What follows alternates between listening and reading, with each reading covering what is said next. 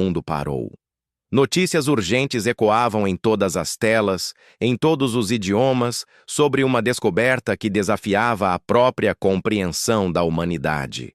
Da vastidão imaculada e impiedosa da Antártida, uma estrutura colossal emergira do gelo milenar, uma porta monumental que não pertencia a este tempo, a esta geologia. Sua superfície, lisa e escura, contrastava violentamente com o branco ofuscante do continente, e sua forma geométrica perfeita falava de uma inteligência que precedia qualquer civilização conhecida. A Antártida, antes um deserto gelado de mistérios naturais, tornava-se agora o epicentro de uma revelação que poderia reescrever a história. Entre os milhões de olhos fixos na imagem da porta da Antártida, estavam os do Dr. Elias Vance. Geólogo de renome, Elias era um homem de ciência, de fatos concretos e evidências irrefutáveis. Seu ceticismo era sua armadura, forjada em anos de pesquisa e observação. Contudo, a visão daquela porta maciça provocou uma estranha ressonância em sua alma, um eco distante de histórias contadas por seu avô, um explorador excêntrico que desaparecera misteriosamente na Antártida décadas atrás, deixando para trás diários repletos de referências a portais antigos e civilizações sob o gelo. A ciência o chamava, mas o passado familiar o puxava com uma força que ele não podia ignorar. Ao seu lado, ou pelo menos em um dos inúmeros voos que convergiam para o continente gelado, estava a doutora Lena Petrova. Linguista brilhante, especialista em civilizações perdidas e em línguas esquecidas, Lena possuía uma intuição aguçada e uma crença inabalável em mistérios que a academia oficial preferia ignorar. Para ela, a porta não era apenas uma anomalia, mas a confirmação de tudo o que sempre suspeitara, que a história da humanidade era muito mais rica, complexa e antiga do que os livros didáticos ousavam sugerir. Decifrar a origem daquela estrutura e provar a existência de culturas pré-históricas avançadas era sua obsessão, sua vocação. Acompanhando a expedição científica e com a missão de garantir a segurança e os interesses nacionais, o comandante Thorne liderava a equipe militar. Um homem pragmático, Thorne desconfiava de tudo o que não pudesse ser explicado pela lógica militar ou pela ciência mais ortodoxa. Para ele, a porta era um ativo estratégico, um potencial perigo ou uma arma a ser controlada.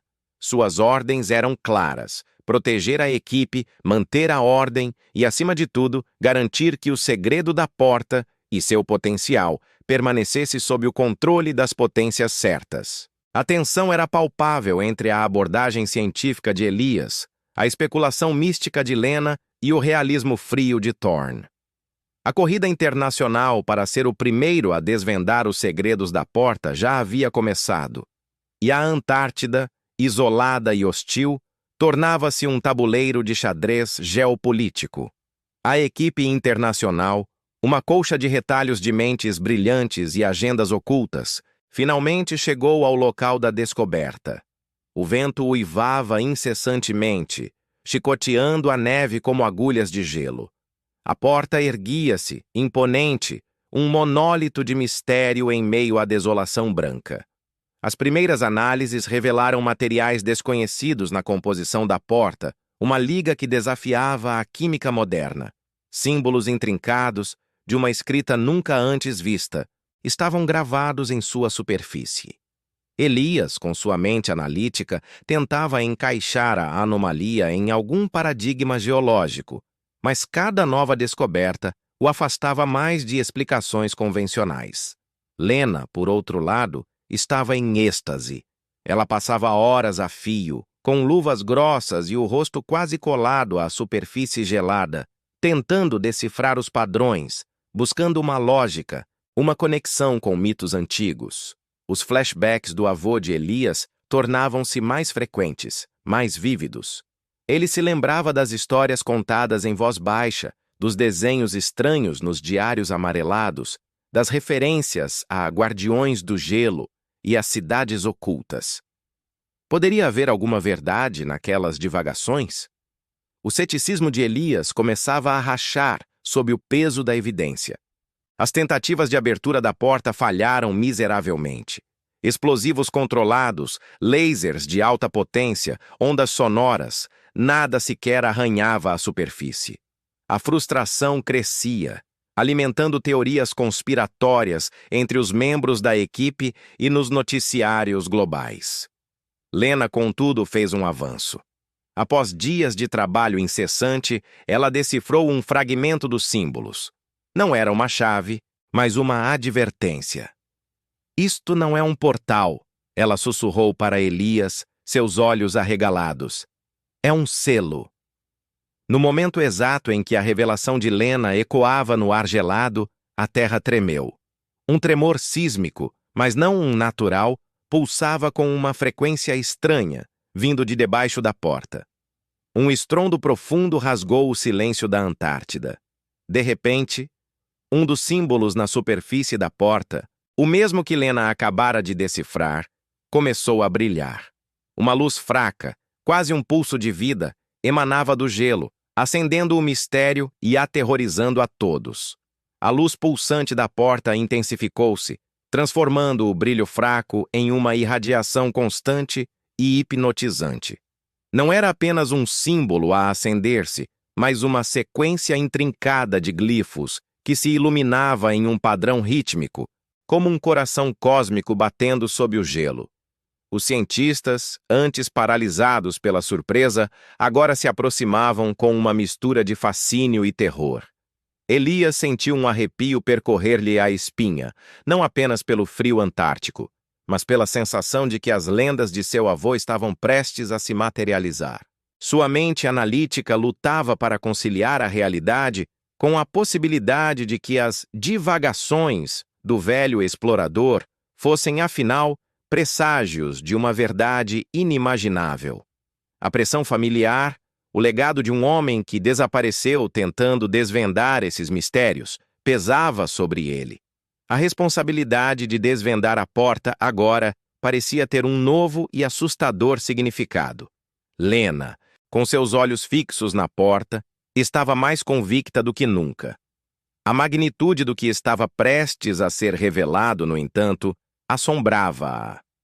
Sua intuição, antes um sussurro, agora gritava, guiando-a por entre os símbolos que pareciam dançar na superfície antiga. Ela sentia que a porta não era apenas uma estrutura, mas uma entidade adormecida, despertando lentamente. O comandante Thorne, por sua vez, observava a cena com uma desconfiança crescente. Os eventos inexplicáveis estavam se acumulando rapidamente, desafiando toda a sua lógica militar. Ele começou a emitir ordens mais drásticas, reforçando a segurança e restringindo o acesso à área, temendo não apenas o que a porta poderia conter, mas também as implicações políticas e de segurança de sua existência. Seus homens, antes apenas guardiões, tornaram-se sentinelas nervosas, com os olhos fixos na luz que emanava do monólito. Elias, buscando qualquer tipo de ancoragem na razão, mergulhou novamente nos diários de seu avô. Encontrou páginas e páginas que descreviam visões vívidas, encontros com uma civilização antiga que prosperava sob o gelo, um povo de seres luminosos que se comunicavam através de frequências telepáticas. As descrições eram tão detalhadas que pareciam mais memórias do que sonhos. Enquanto isso, Lena fez uma descoberta crucial. Os símbolos na porta não eram apenas um sistema de aviso, mas também um complexo mapa estelar que se alinhava com constelações que só seriam visíveis em uma época muito distante no passado, ou em um futuro remoto. Era como se a porta fosse um relógio cósmico, marcando um tempo que transcendia a compreensão humana. A tensão na base aumentou exponencialmente. Rumores de sabotagem começaram a circular. Equipamentos de comunicação falhavam misteriosamente. Suprimentos desapareciam. Parecia haver uma facção interna, ou talvez externa, infiltrada na equipe, buscando controlar a tecnologia da porta para fins militares ou de poder. A equipe estava isolada e a paranoia crescia. Para piorar a situação, uma tempestade antártica violenta, de proporções épicas, abateu-se sobre a base. O vento uivava como 1 milhão de lobos famintos e a neve caía em redemoinhos cegantes, cortando toda a comunicação com o mundo exterior. A base tornou-se uma ilha de metal e gelo em meio a um oceano de fúria branca, aumentando o senso de claustrofobia e perigo iminente. Elias e Lena, impulsionados pela urgência e pela estranha conexão que se formava entre eles, trabalharam lado a lado, noite e dia. Juntos, eles decifraram que a chave para a porta não era física, mas sim uma combinação de um evento astronômico específico e a linhagem de uma família em particular. Para o horror de Elias, todas as pistas apontavam para a sua própria família, para o seu avô e para ele mesmo. As visões do avô não eram apenas sonhos, mas memórias ancestrais, um legado genético codificado. Em meio ao caos da tempestade e das intrigas, Elias lembrou-se de um pequeno relicário que seu avô sempre usava, um objeto que ele havia guardado como uma mera lembrança sentimental. Com as mãos trêmulas, ele o retirou de um compartimento secreto em seu diário. Era um pequeno artefato de metal escuro, com os mesmos símbolos gravados que adornavam a porta. Ao tocá-lo, uma energia fria e vibrante percorreu seu corpo. O artefato brilhou com uma luz suave, e Elias, de repente, foi engolido por uma visão. Ele viu não um portal para um novo mundo, mas uma fenda no espaço-tempo. Um abismo escuro de onde surgiam formas amorfas e ameaçadoras, seres que se contorciam em uma dança de destruição cósmica. A visão durou apenas um instante, mas foi tempo suficiente para infundir nele um terror profundo. O artefato era a chave, sim, mas o que ele abriria era algo que a humanidade jamais deveria testemunhar. O eco do passado não era uma promessa de conhecimento, mas um aviso de aniquilação. A visão de Elias, vívida e aterrorizante, confirmou os piores temores de Lena e o perigo iminente que pairava sobre eles. O artefato em suas mãos não era apenas uma chave para um novo conhecimento, mas um gatilho para algo que a humanidade havia esquecido e talvez devesse permanecer esquecido. Ele sentiu o peso de seu legado familiar como nunca antes, a responsabilidade de uma escolha que poderia definir o destino de todos. A redenção de seu avô, a proteção do mundo, tudo recaía sobre seus ombros. O comandante Thorne, que até então mantivera uma postura cética e pragmática, foi forçado a confrontar o inexplicável. A visão de Elias, embora não compartilhada diretamente, manifestou-se como uma onda de energia que fez os equipamentos de segurança piscarem e as luzes da base oscilarem. Ele viu o terror nos olhos de Elias e a determinação sombria de Lena. Suas ordens, a segurança nacional, tudo parecia pequeno diante da magnitude do que estava acontecendo. Pela primeira vez, Thorne se viu dividido entre o dever e a sobrevivência da equipe, talvez da humanidade. A ativação do artefato causou uma ressonância com a porta, que começou a despertar de forma dramática. Rachaduras finas, que antes eram imperceptíveis, agora brilhavam com uma luz azulada pulsante, como veias de um organismo adormecido que vinha à vida. O gelo ao redor da estrutura gemia e estalava, indicando a imensa pressão que estava sendo liberada. A facção sabotadora, percebendo que o momento da verdade se aproximava, fez sua jogada. Uma equipe de homens armados, liderada por um agente sombrio que Elias reconheceu vagamente de reuniões de segurança, invadiu o laboratório improvisado, exigindo o artefato e o controle da porta. Eles acreditavam que a Antártida guardava uma fonte de poder incalculável e estavam dispostos a tudo para obtê-la. Um confronto tenso eclodiu. Thorne, apesar de sua desconfiança, não podia permitir que uma tecnologia de tal potencial caísse nas mãos erradas.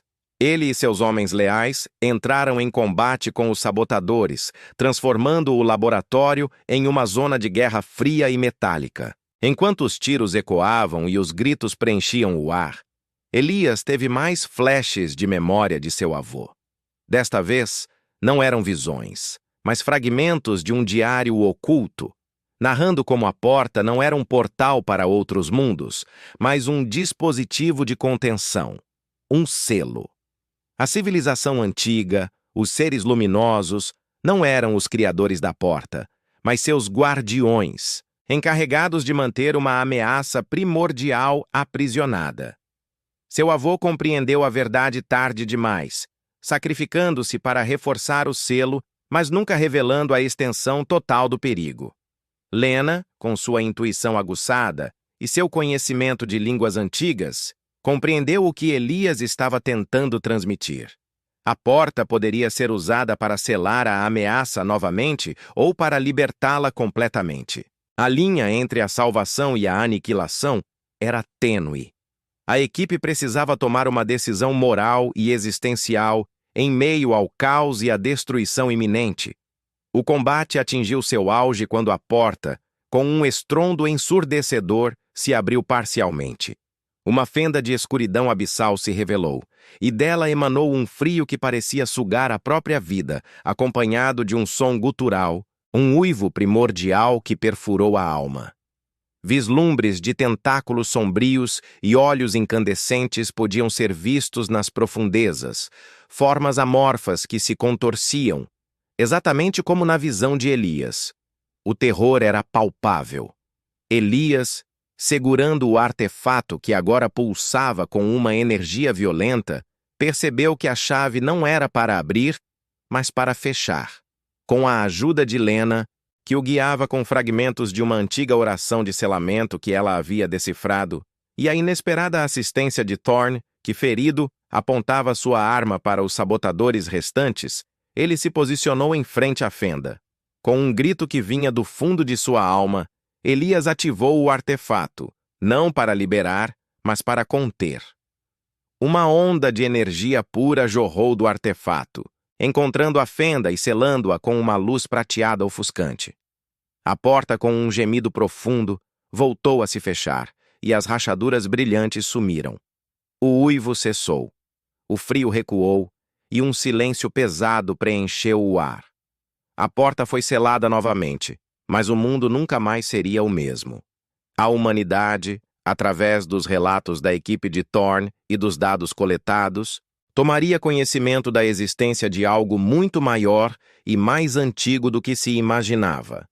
Elias e Lena emergiram como heróis improváveis, com um novo propósito: serem os guardiões de um segredo que não podia ser esquecido. O sacrifício do avô de Elias foi finalmente compreendido e honrado, seu legado não de loucura, mas de heroísmo. A Antártida permaneceu como um lembrete silencioso de segredos profundos, um véu fino entre a realidade e o abismo, e a porta, agora inerte, aguardava seu próximo despertar.